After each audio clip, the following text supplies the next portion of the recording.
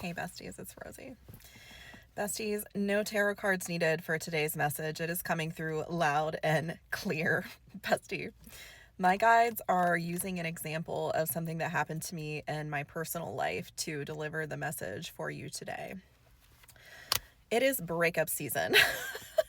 Some might say that it's cuffing season, but I'm getting that for my collective, it is breakup season, and that a lot of connections that have been hanging on by a thread are finally coming to a close. And more so than that, the situations from your past that have been lingering in the background, these people that you might be dreaming about, these people whose energy you can still feel even though you haven't talked to them in months or years.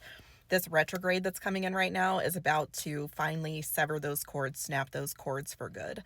And bestie, there's something that you need to know about this. If this message is resonating for you, if you're a person going through a breakup right now, or if you're someone who's witnessing the breakups of people around you, this is what you need to know about it.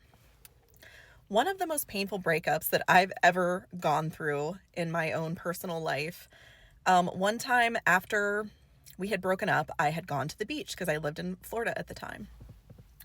I was really in my head about this breakup. I really just didn't understand why it had happened, what was going on, like why things couldn't work out. It just was something that really kind of like blindsided me, and I just didn't understand because all the spiritual components seemed to be there. It seemed like a connection that was divinely led and divinely orchestrated, and it still just did not work out. It just kept falling apart.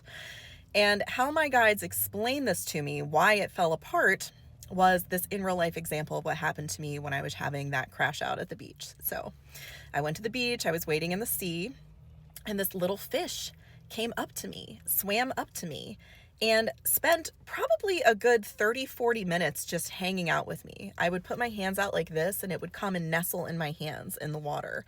And I would kind of like throw it out, and it would swim back to me and do it again, almost like we were playing a little game.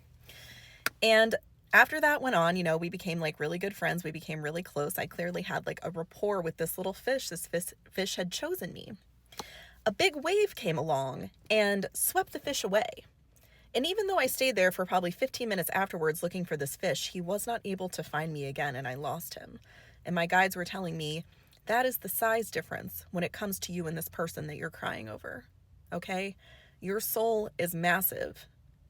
Your impact, your legacy, your trajectory in this lifetime is only compatible in short spurts with this little fish, with this person. This person compared to you, that is the size. That is what they came here to accomplish in this lifetime. That is what they came for their soul to master. And they've done that. But now they need to go and be a fish. And you need to go and be a human. You need to get out of the sea. You need to stop crying over this. And you need to go do the thing that like a human is supposed to do. Now, bestie, this wasn't easy for me to hear. And in fact, I had one of the biggest crash outs I've ever had in my entire life. I was crying. I was yelling into the ocean. I was being a lunatic. One thing about me, I'm a Gemini, and I'm not afraid to be insane in public. That's just a thing that like is probably going to happen if you're with me, if I'm having emotions. And at the end of this has nothing to do with the message, but I think maybe it does in some strange way.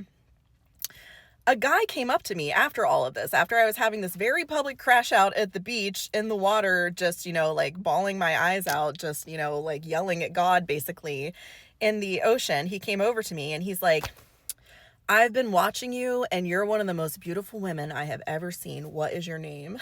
The guy ended up asking me for my number.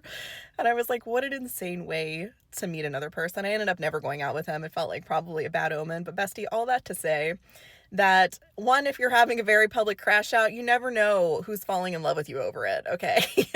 That's message number one. And number two, if you are crying over the ending of something, bestie, I really want you to understand this, that spirit would never let an injustice of that size happen to you, okay? If this person is being yanked out of your life by forces that seem outside of both of your control, I need you to trust the process, and I need you to take a higher perspective that that person is probably a fish and you're a human. This is someone who was never even equipped to go with you on the journey. Unless you want a companion, unless you want a husband, unless you want a partner in life that you have to wear around your neck in a little jar, like that movie, that What About Bob movie where he wears his goldfish in a jar around his neck. Like, that's about the only way that you guys are going to be able to experience life together.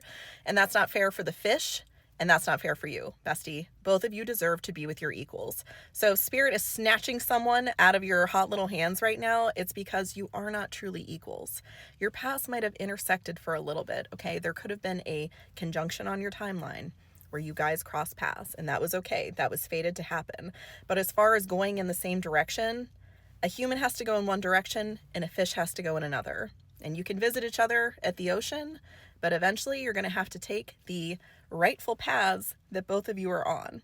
And sometimes taking your rightful paths involves goodbyes that we are not excited about, okay? I was really upset that I lost that little fish, but really what I was upset about was the deeper meaning, was that I lost someone that I wanted to be with me forever. Even if now I can see the glaring inconsistencies, discrepancies in our energy and what we even wanted out of our lives, it still hurt me a lot to have to let that go because I had developed feelings over it. I had developed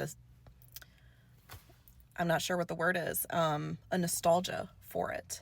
And even though I knew that we probably weren't aligned with what we were actually looking for, it still hurt me a lot to have to let that go. So bestie, if you're hurting right now because you have to let something go, take heart, okay?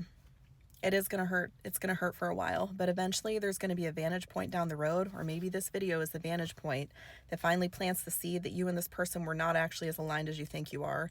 And as life goes on, you might understand why, more so than you do right now.